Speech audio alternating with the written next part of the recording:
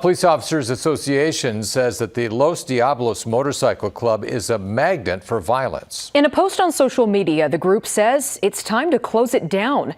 This comes in the wake of a deadly shooting near the club. Tonight, John Chapman reports patrons say the police should focus on protecting all parts of the city. The Los Diablos Motorcycle Club has operated near 30th and Ames since 1957. The club has 7 chapters, including Lincoln, Fremont, Sioux Falls, South Dakota, and Puerto Rico. Danny Robinson is the national president. Today, he made a statement to the family of Alexander Whitcomb and the community. On behalf of the Los Diablos Motorcycle Club, our condolences go out to Alexander Whitcomb and his family. It's a tragedy that unfortunately took place. We don't condone that.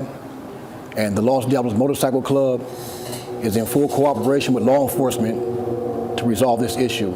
Robinson says gun violence has become a problem in the community and these things have to stop.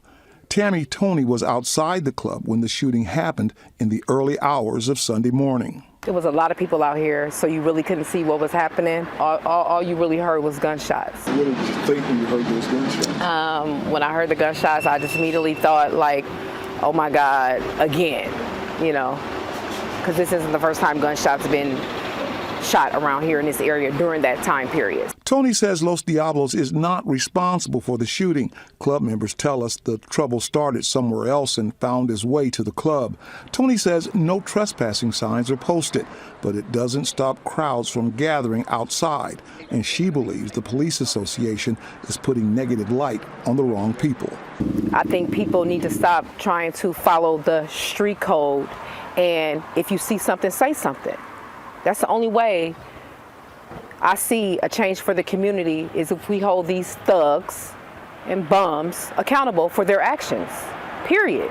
Tony goes on to say all of this wouldn't go on if the club received the same police attention that establishments in other parts of the city receive. Y'all walking up and down the streets with your guns, y'all out there protecting them, but y'all not in our community protecting us. Why?